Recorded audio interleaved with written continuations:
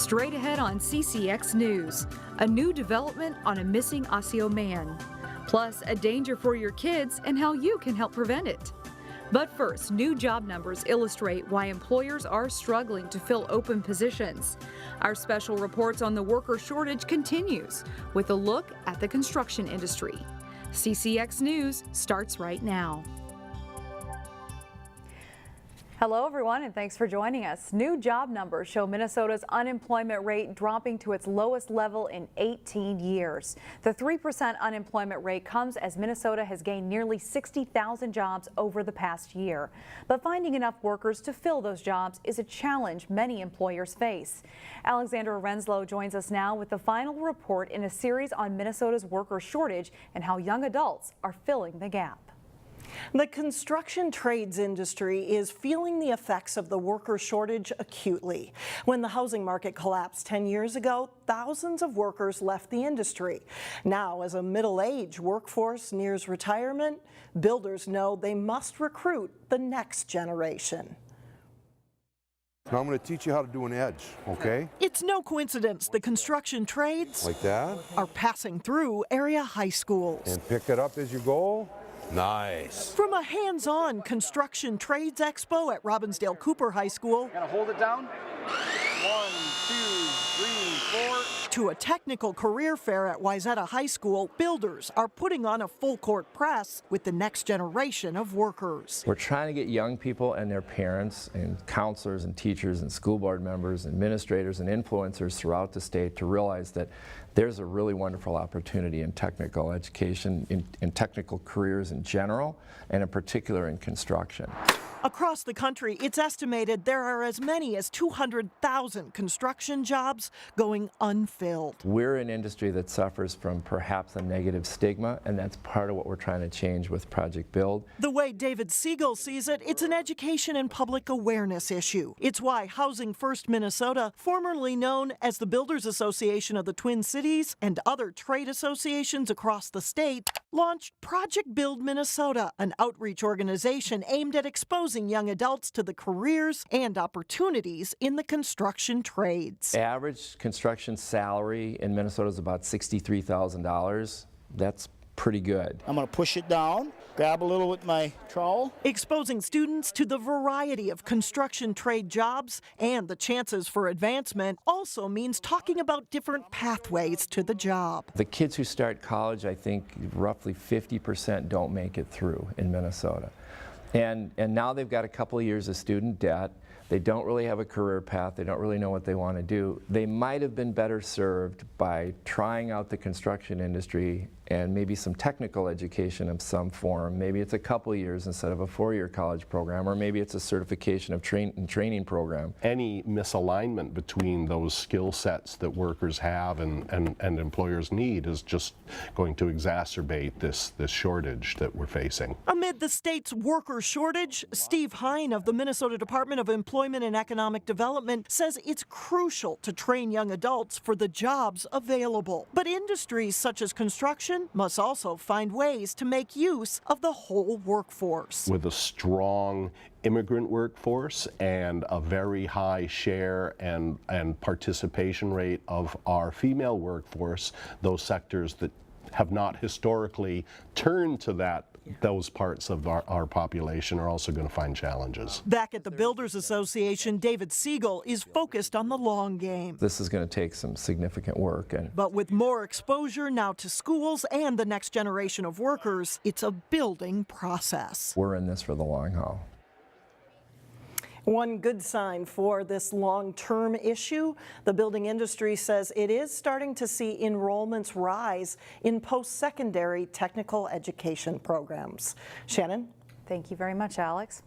An update in the search for a missing man now from Osseo. As we told you, Robert Quaid of Osseo went missing last week. He was last seen at an Edina gas station. New information from the Osseo Police Department shows his cell phone registering on a tower just east of Waverly near Highway 12. That's about 40 miles away from the metro area. The Wright County Sheriff's Office is now involved in the search for Quaid. He was last seen driving a dark blue 2004 Lincoln Aviator, license number 826-TNG. He's 6'1", about 220 pounds, with brown hair and brown eyes. If you have any information about Quade's disappearance, you're asked to call the Osseo Police Department at the number on your screen. A Maple Grove family is turning to an old tennis court into something special for an immigrant family whose loved one fought in a foreign war. Reporter Sonia Goins and photographer Dustin Scholl have more on this generous gift. Right off of Eagle Lake here in Maple Grove, just a wonderful neighborhood, good school system, nice opportunity. Eagle Lake is the perfect spot for boaters and homeowners who want a lakefront view. Our kids enjoyed being on the lake, and we think theirs would too. Roger Graham wasn't using some of his prime property, so he donated a portion to Habitat for Humanity. We got tired of mowing the other half, so we decided to give it to Habitat. Today, volunteers with Great River Energy are busy putting up drywall. They're also insulating the attic. So far, 70 volunteers have put in over 500 hours on the project. You know, it's good for us to get out into the community too and to get our hands dirty a little bit. This one-story rambler is going to an injured veteran, his wife, and 5 children. 5 little kids will have a nice, neat, safe home they can call their own. And since Dad is in a wheelchair, the home will have special features to accommodate his needs. We've got ramping in the front. We've also got ramping for poor weather in the garage, so when he gets out of his car, he can doesn't have to go out into the elements and get into the house. There's plenty of space for the kids to run around. The living room is right here with a kind of an open layout. When this home is done, the immigrant family will be able to live the American dream of home ownership. Nice opportunity that couple provided us for the family that'll move in here. So yeah, what a wonderful legacy, what a neat thing to do. In Maple Grove, Sonia Goins, CCX News. The home is affordable for the family too because most of the work is done by volunteers with donated supplies, and the veteran will also put in sweat equity. The family is expected to move in by this fall. Still ahead on CCX News, how open windows hurt thousands of kids every year and how you can prevent it. Plus, we head back to the prep football fields for another installment in our series of high school football training camp reports. But first, high 80s and lots of sunshine for Friday. We will be right back.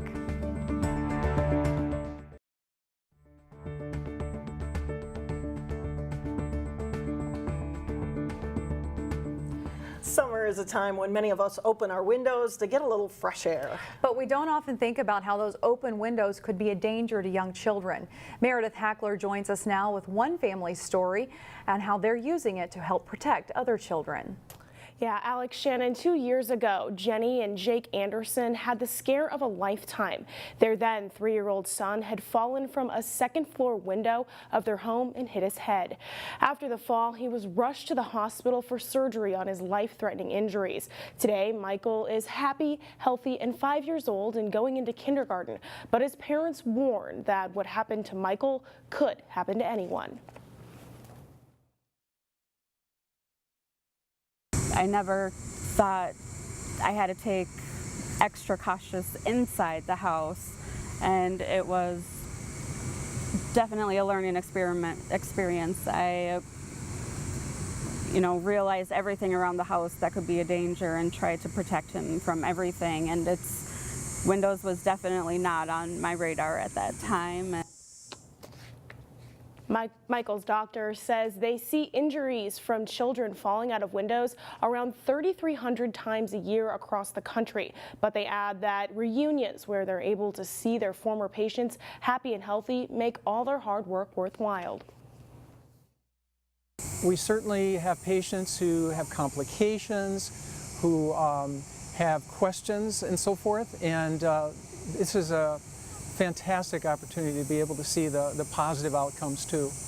And I think you can kind of gather that just by looking at him. So this is why we do this. Michael's mother, Jenny, says she encourages all parents with small children to have child safety locks on all the windows in their homes. She also encourages parents to avoid having tables or other furniture near windows that children could climb on. Alex, Shannon? All right, thanks a lot, Meredith. Up next, the sweet taste of the state fair cooked by kids. But first, we head out to the lake with Terry Tuma for our weekly fishing tip as he talks about bass fishing. John Jacobson is in next. One of the most successful high school football programs in the state for many years, Totino Grace had a down year by their standards last fall. They'll look to bounce back this year. Here's Jay Wilcox with today's training camp report. 1 year after winning the program's 10th state title, Totino Grace had an un-Eagle-like campaign in 2017, losing 4 games. Oh yeah, you know, that's obviously leaving a little bad taste in our mouth, but you know, we'll work hard and try to do our best to change that this year. So it's our drive to do better than we did last year because we knew we were a lot better than what we displayed out there. So it just works, buying into the process, buying into what the coaches are telling us, and drill hard out here in practice. The silver lining from last season, a lot of younger players saw significant playing time and are better for it. It's still a fairly young group though. It's interesting. This is kind of unusual because we were young last year and we'll be younger this year. And that, you know, that doesn't normally happen, but our senior classes doesn't have lots of numbers.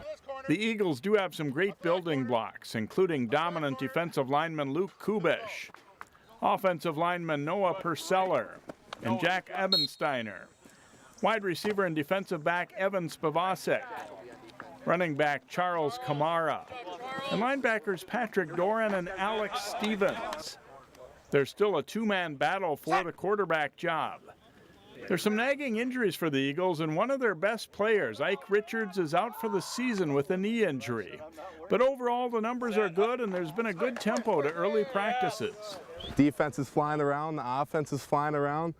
That's the beauty of this team. I love everybody to see them flying around. Last year was kind of a down year, but what I'm seeing this year is a huge upgrade from what I was seeing last year. We've had a few kids dinged up a little bit. We got to get them back practicing. That makes me a little ornery when guys aren't practicing, and so we got to take care of that. But all in all, I'm very happy. They'll have to prove it on the field, but this looks like an Eagles team that has the potential to return to an elite level. Jay Wilcox, CCX Sports. The Eagles were 6-4, winning 1 playoff game last season. Jeff Ferguson enters his 17th season with a sparkling record for the Eagles. Race opens the season at home against Cretin-Derham Hall. Sometimes you don't need to go too far out on the lake to find a hot spot for catching bass. Terry Tuma explains in this week's CCX Sports Fishing Tip. On many bodies of water, bass fishing under docks is extremely productive. And why? Because it provides shade. The best docks are going to be the ones that are going to be adjacent to deep water. And we are exactly at that one specific dock where it tapers down to about 15 to 17 feet. And it's an L-shaped dock, which is one of the more productive ones. Also a J dock. And the reason being, it offers more shade for these fish. But these docks have to be close and need to be close to a flat where these fish can move in and out to feed. And when we want to cast, you can cast spinnerbait, you can cast crankbait, and plastic. I'm going to use plastic because of the weather conditions. Our front just came through, so I'm going to go with a wacky worm, one of my favorite baits to use under these kind of conditions. And you want to cast just, close to these posts as you possibly can, and depending. But generally speaking, what I personally like to do is I like to cast a little bit further out and then move up onto that flat underneath that dock. And here again too, because of the weather conditions, I really feel we're going to have to do a little bit more of a finesse than throwing spinner baits or crankbaits. But this is an extremely productive way of catching many bass, many times large ones. And then as the day progresses, when you have high sun, then consider casting right underneath the dock. We really need to take heed as to which docks are going to be the most productive. And generally speaking, even we hear so many comments about, well, is a lone dock any good to hold bass? Absolutely yes. You need to check out all these docks, providing you have the right shade, the right flats, and the right depth. Give it a try. Thanks, Terry. That is it for sports. Shannon and Alex, back to you. All right, thanks, Sean. Up next, this time next week, the State Fair will be underway. Hard to believe, but a group of bakers is making some State Fair classics in summer camp. That story after the break.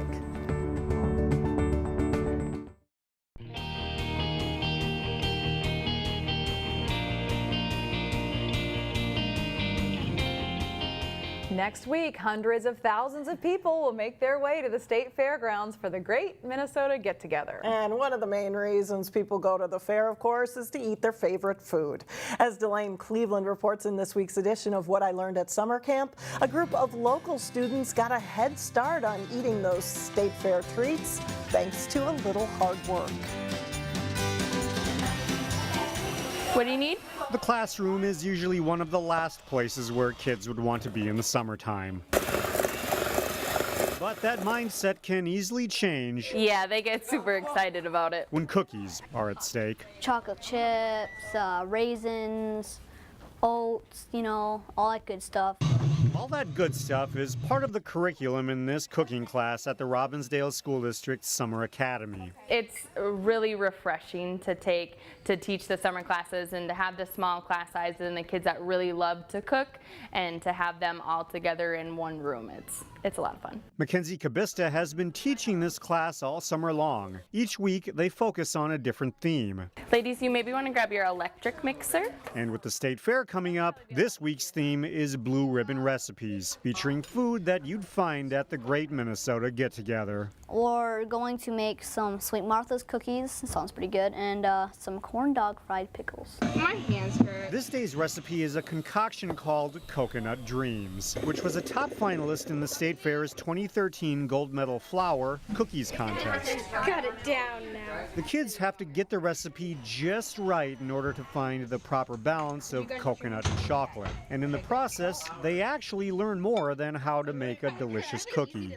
And so they really learn to work together, and that's like a super educational purpose that they have there, but then they're learning how to do the measuring, and you can do this and you do that, and by the end of it, they didn't even realize that they were learning, but they were. It's a learning process that literally never tasted so good. But aside from getting their sugar fix, they acquire skills that will benefit them in numerous ways outside the classroom. I live with my mom and grandma and siblings, so I was thinking maybe, I could cook some meals for them. In Golden Valley, Delane Cleveland, CCX News. What great experience for those kids, and that's good to hear. Some moms and dads are benefiting from that summer camp as well. So if you were going to pick one recipe for something at the state fair that you would want, what would it be? I think it's got to be the chocolate chip cookies. I agree. They never taste the same way they do at Sweet Martha's. Yeah, quite that good. They don't taste quite that good. So all right, maybe they can share it with us. Absolutely. We'll put the request out. That does it for us. Thanks for joining us. We'll see you back here again tomorrow starting at 4 o'clock.